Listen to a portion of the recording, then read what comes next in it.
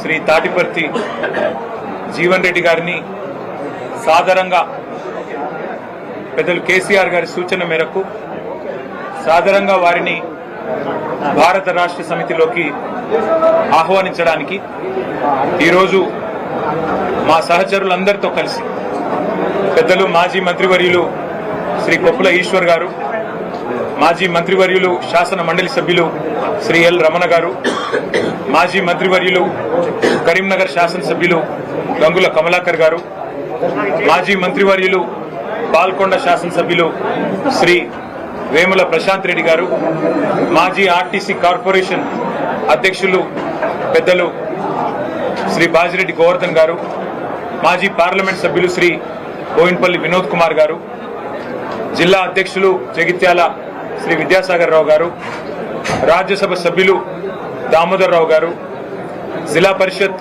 మాజీ చైర్పర్సన్ జగిత్యాల శ్రీమతి దావా వసంత సురేష్ గారు, అట్లాగే మా గౌరవ సహచర శాసనసభ్యులు డాక్టర్ సంజయ్ గారు, పాడి కౌశిక్ రెడ్డి గారు, మాజీ శాసనసభ్యులు రసమై బాలకృష్ణ గారు, గౌరవనీయులు సుంకె రవిశంకర్ గారు, కోరుకంటి చందర్ గారు, పుట్ట మధు గారు, దాసరి మనోహర్ రెడ్డి గారు, అట్లాగే ఒడితల సతీష్ గారు, మొత్తం ఉమ్మడి కరీంనగర్ జిల్లా నాయకత్వం మొత్తం, అట్లాగే పక్కనే ఉన్న నిజామాబాద్ జిల్లాలోని నిజామాబాద్ అర్బన్ మాజీ శాసనసభ్యులు సోదరులు బిగాల గణేష్ గారు, ఇంకా వారితో పాటు జిల్లా పరిషత్ మాజీ అధ్యక్షులు శాసన మండలి మాజీ సభ్యులు నారదాస్ లక్ష్మణరావు గారు, అట్లాగే కరీంనగర్ జిల్లా పార్టీ అధ్యక్షులు జీవి రామకృష్ణారావు గారు, సిరిసిల్ల జిల్లా పార్టీ అధ్యక్షులు తోట ఆగయ్య గారు, అందరం కూడా కలిసి ఈరోజు పెద్దలు జీవన్ రెడ్డి గారిని మరి భారత రాష్ట్ర సమితిలోకి సాదరంగా ఆహ్వానించడం జరిగింది.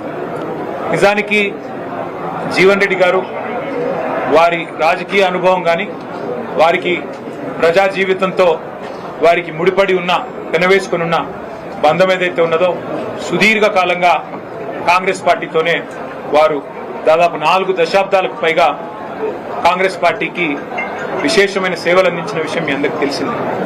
మీ అందరికీ తెలియని ఒక విషయం ఏమంటే 2014కు మునుపు సరిగ్గా 2014 ఎలక్షన్ల కొద్దిగా ముందు తెలంగాణ రాష్ట్రం ఏర్పడ్డ తర్వాత ఫిబ్రవరి 20 నాడు బిల్లు పాస్ అయిన తర్వాత మరి ఏప్రిల్లో అనుకుంటా బహుశా ఎలక్షన్ జరిగింది.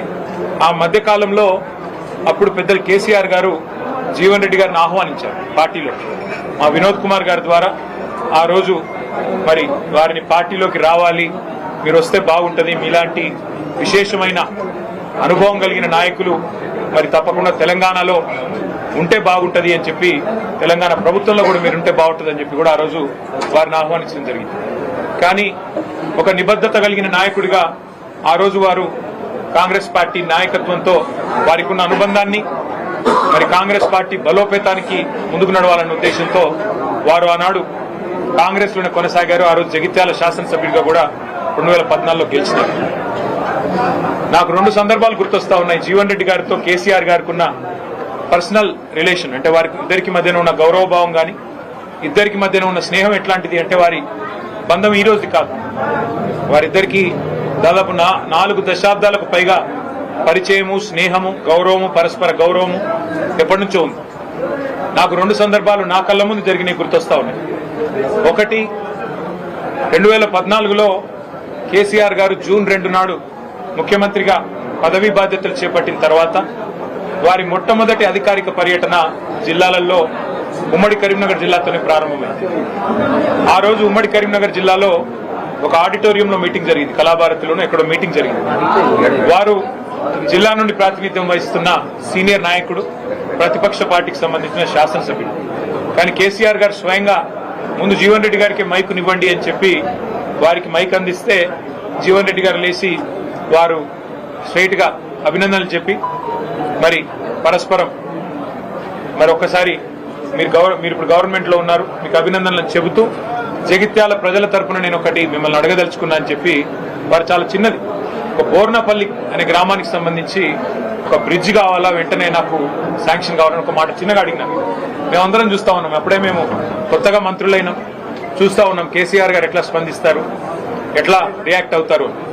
సాధారణంగా దాటవేయొచ్చు, చెప్పొచ్చు చూస్తాను అని చెప్పొచ్చు, పరిశీలిస్తాను అని చెప్పొచ్చు. కానీ జీవన్ రెడ్డి గారి మీద ఉన్న గౌరవం, వారి మీద ఉన్న ప్రేమ ఎట్లాంటిదంటే క్షణంలోనే వెంటనే అక్కడే శాంక్షన్ చేసి 75 కోట్ల బ్రిడ్జిని అక్కడికక్కడే కరీంనగర్ ఉమ్మడి జిల్లాలో ఇచ్చిన మొట్టమొదటి శాంక్షన్ కేసీఆర్ గారు ఆ రోజు జీవన్ రెడ్డి గారి కోరిక మేరకు వారి విజ్ఞప్తి మేరకు ఇచ్చిన ఆ బ్రిడ్జ్. తర్వాత ఇంకో సందర్భం గుర్తొస్తా ఉంది నాకు. అసెంబ్లీలో జీవన్ రెడ్డి గారు ఎప్పుడు ప్రజా సమస్యల గురించి, ముఖ్యంగా రైతుల గురించి చాలా గట్టిగా మాట్లాడే నాయకుడు. ఈ జిల్లాలో, ముఖ్యంగా జగిత్యాల జిల్లాలో నిజాం షుగర్స్ అనేది ఒక చాలా ఇంపార్టెంట్ సబ్జెక్ట్ గా ఉండేది. అటు విద్యాసాగర్ రావు గారు, జీవన్ రెడ్డి గారు ఇద్దరు కూడా కొట్లాడేవారు గట్టిగా, మాకు ఖచ్చితంగా దీన్ని తెరిపించాల్సిందే. కేసీఆర్ గారు కూడా ఖచ్చితంగా షుగర్ ఫ్యాక్టరీ తెరిపించాల్సిందే, అందులో భేదాభిప్రాయం లేదు, మేము కూడా మాటిచ్చున్నాము. కానీ పక్కనే ఉన్న మహారాష్ట్రలో, అప్పుడు పోచారం శ్రీనివాసరెడ్డి గారు వ్యవసాయ మంత్రి, పక్కనే ఉన్న మహారాష్ట్రలో సహకార వ్యవస్థలో కోఆపరేటివ్ ఫార్మాట్ లో చాలా బ్రహ్మాండంగా నడుస్తా ఉన్నాయి అక్కడ షుగర్ మిల్లులు. మా టెస్కాప్ చైర్మన్ రవీంద్రరావు గారు కూడా ఇక్కడే ఉన్నారు, మాజీ అధ్యక్షులు. అట్లా కోఆపరేటివ్ వ్యవస్థను బలోపేతం చేస్తే బాగుంటుంది జీవన్ రెడ్డి గారు. ఒకవేళ మీరు కావాలనుకుంటే ప్రభుత్వం నుంచి 250-300 కోట్లు పెట్టడానికి కూడా మేము సిద్ధంగా ఉన్నాం. అవసరమైతే మీరే చైర్మన్ గా ఉండండి దానికి అని చెప్పి కూడా నిండు శాసనసభలో ముఖ్యమంత్రిగా కేసీఆర్ గారు అన్నాడు జీవన్ రెడ్డి గారికి ఓపెన్ గా, ఎలాంటి బేసిజానికి పోకుండా ఒక ఆఫర్ కూడా ఇచ్చారు. ఇవాళ నేను మా జగిత్యాల జిల్లా నాయకత్వానికి కూడా హృదయపూర్వకంగా నేను ధన్యవాదాలు తెలియజేస్తాను. ఎందుకంటే ఇటు మా విద్యాసాగర్ రావు గారు జిల్లా పార్టీ ప్రెసిడెంట్ గారు కానీ, అట్లాగే ఎల్ రమణ గారు మాజీ మంత్రి గారు కానీ, మా చెల్లెలు మాజీ జిల్లా పరిషత్ చైర్పర్సన్ శ్రీమతి దావా వసంత గారు కానీ, వారందరూ కూడా జీవన్ రెడ్డి గారిని జగిత్యాలలో మనం ఆహ్వానించినట్టయితే, వారి ఇంటికి పోయి ఆహ్వానించినట్టయితే బాగుంటది అంటే, వారు ఒక క్షణం కూడా సంకోచించకుండా వారు చెప్పిన మాట ఏమంటే, నాకు అన్న పార్టీ బలోపేతానికి, పార్టీ తిరిగి అధికారంలోకి రావడానికి, కేసీఆర్ గారు ముఖ్యమంత్రి కావడానికి తప్పకుండా మనందరం కృషి చేయాల్సిందే. అందులో భాగంగా జీవన్ రెడ్డి గారి చేరిక అనేది మనకు చాలా చాలా లాభం జరుగుతుంది. వారిని మీరు తప్పకుండా రండి, ఆహ్వానించండి, మేమందరం కూడా మీకు వెల్కమ్ చెప్తామని చెప్పి వాళ్ళు అన్ని సాధారణంగా ఏర్పాట్లు కూడా వారు చేశారు. వారికి కూడా నా అభినందనలు. వాళ్ళ రాష్ట్ర వ్యాప్తంగా ఉన్న రైతుల్లో ఒక ఆక్రోశం ఉంది, రాష్ట్ర వ్యాప్తంగా ఉన్న ప్రజల్లో ప్రతి వర్గంలో ఇవాళ ఒక ఆక్రోశం వ్యక్తమవుతా ఉంది. ఈ ప్రభుత్వం రేవంత్ రెడ్డి గారి నాయకత్వంలో గత 2.5 సంవత్సరాలుగా మరి ఏ రకంగా తన పరిపాలనా వైఫల్యాలను కప్పిపుచ్చుకోవడానికి ఎప్పటికప్పుడు ఏదో ఒక డైవర్షన్ టాక్టిక్ ఉపయోగిస్తూ ఏదో కాలం నెట్టుకొస్తున్నారు తప్ప ఇంతవరకు మాకు ఒరిగిందేమీ లేదు అనే భావన బలంగా ప్రజల్లో ఉంది. ముఖ్యంగా రైతుల్లో 3 సార్లు ఈ ప్రభుత్వం ఇప్పటికీ రైతు బంధు ఎగ్గొట్టింది. ఒకసారి కాదు, 2 సార్లు కాదు, 3 సార్లు విజయవంతంగా రైతు బంధు ఎగ్గొట్టారు. 3 సార్లు రైతు బంధు ఎగ్గొట్టడం అంటే ఒక్కొక్క దఫా వాళ్ళు చెప్పిన 9,000 కోట్లు లెక్కేసుకున్న 27,000 కోట్లు ఈ 2.5 సంవత్సరాల్లోనే ప్రభుత్వం 70 లక్షల మంది రైతులకు బాకీ పడ్డది. 27,000 కోట్లు ఎగ్గొట్టి 20,000 కోట్ల రుణమాఫీ చేసినా అని చెప్పి రేవంత్ రెడ్డి గారు ఏదైతే రైతులను మభ్యపెట్టే ప్రయత్నం చేస్తున్నారో రైతుల ఆవేదనతో ఉన్నారు. అట్లాగే రాష్ట్ర వ్యాప్తంగా ఉన్న మహిళలు నిన్న రేవంత్ రెడ్డి గారు మాట్లాడిన మాట కూడా చూస్తున్నారు.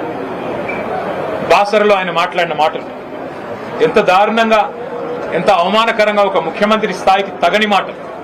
ఎంత పెద్ద కండలు తిరిగిన పైల్వానైనా 3 నెలలనే పిల్లలు పుట్టించలేడు కదా, ఇది ఒక ముఖ్యమంత్రి నోట్లోంచి వచ్చే భాషనైనా, ఒక ముఖ్యమంత్రి మాట్లాడే భాషనై? అసలు 3 నెలలు అన్న మాట చెప్పింది ఎవరండి? మేం చెప్పినామా? ప్రజలు అడిగారా? మీరే కదా సంతకాలు పెట్టింది, మీరే కదా రేవంత్ రెడ్డి గారు పిసిసి అధ్యక్షుడిగా, మీ బట్టి విక్రమార్క గారు సిఎల్పి లీడర్ గా 100 రోజుల్లోనే 6 గ్యారంటీలు అమలు చేస్తామని నొక్కి చెప్పింది మీరు, గ్యారంటీ కార్డులు ఇచ్చింది మీరు, ఆర్థిక పరిస్థితి మొత్తం మాకు తెలుసు అని చెప్పి ఉదరగొట్టింది మీరు. ఇవాళ ఏ ఒక్క హామీ అమలు చేయకుండా ఈ అపసవ్యపు మాటలు మాట్లాడుతున్నది మీరు. పెద్దలు జీవన్ రెడ్డి గారు లాంటి నికార్సైన కాంగ్రెస్ నాయకులను అవమానించి వారి ఆత్మగౌరవాన్ని దెబ్బతీస్తున్నది మీరు. ఇదొక జీవన్ రెడ్డి గారి విషయంలో కాదు నేను మాట్లాడుతున్నాను. నేను మొన్న డిప్యూటీ సీఎం బట్టి విక్రమార్క గారి కొడుకు పెళ్లికి పోయినా. ఒకరు కాదు, ఇద్దరు కాదు, ఒక 100-150 మంది కాంగ్రెస్ కార్యకర్తలు నా చేతిలో చేసి అన్న వచ్చేది మీ ప్రభుత్వమే. అది సందర్భము కాదు, రాజకీయ వేదిక కాదు, ఇంకోటి కాదు. ఎందుకు చెప్తా ఉన్నా అంటే, కాంగ్రెస్ పార్టీ కార్యకర్తల ఆక్రోశమే ఇట్లా ఉంటే, సామాన్య కాంగ్రెస్ కార్యకర్తల ఆవేదన ఇట్లా ఉంటే, ఈ రాష్ట్రంలో రైతుల పరిస్థితి, ఈ రాష్ట్రంలో మహిళల పరిస్థితి, ఈ రాష్ట్రంలో పేదల పరిస్థితి, ఈ రాష్ట్రంలో 2 లక్షల ఉద్యోగాలని చెప్పి మీరు మీ చేతిలో మోసపోయిన యువత పరిస్థితి ఏ రకంగా ఉందో మనం అర్థం చేసుకోవచ్చు. సరే, ఇవాళ రేవంత్ రెడ్డి గారు అధికార మత్తులో, అధికారం ఉందనే అహంకారంతో ఇష్టారీతిన మాట్లాడుతుండవచ్చు. పెద్దలను కూడా కేసీఆర్ గారు అయితేనేమి, మరి తెలంగాణ కోసం గట్టిగా, కాంగ్రెస్ పార్టీ కోసం గట్టిగా కొట్లాడిన పెద్దల్ని కూడా అవమానించే తీరులో మాట్లాడుతుండవచ్చు. కానీ కాలం ఎన్నటికీ ఒక్కలాగా ఉండదు, అధికారం కూడా ఎన్నటికీ ఎవరిది ఒకరి సొత్తు కాదు.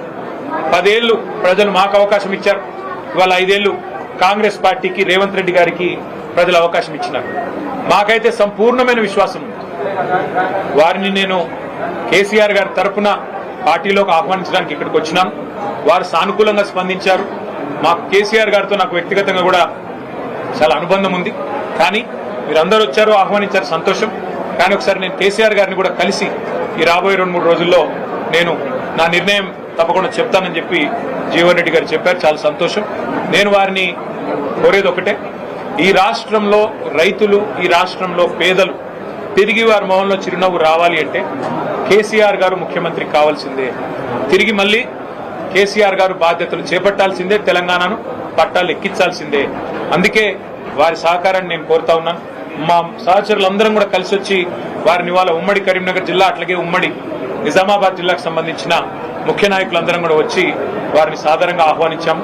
వారు పెద్దలు కేసీఆర్ గారితో కలిసిన తర్వాత మిగతా అన్ని విషయాలు కూడా ప్రజాహితాన్ని దృష్టిలో పెట్టుకొని, అల్టిమేట్ గా ఈ రాష్ట్ర భవిష్యత్తును దృష్టిలో పెట్టుకొని, తప్పకుండా జగిత్యాల జిల్లా ప్రయోజనాలు కూడా దృష్టిలో పెట్టుకొని వారు నిర్ణయం తీసుకుంటారని చెప్పి నేను ఆశిస్తా ఉన్నాను. వారికి తప్పకుండా మా వైపు నుంచి ఆహ్వానం మాత్రమే కాదు, పార్టీలో కూడా సముచితమైన స్థానము, గౌరవము, తప్పకుండా ప్రజల్లో వారికి ఉన్న గౌరవానికి, ప్రజల్లో వారికి ఉన్న గుర్తింపుకు తగ్గ విధంగా ఉంటుందని చెప్పి కూడా వారికి నేను విజ్ఞప్తి చేస్తూ, మరి ఈ రోజు వారు కూడా వారి సహచరులందరినీ పరిచయం చేశారు.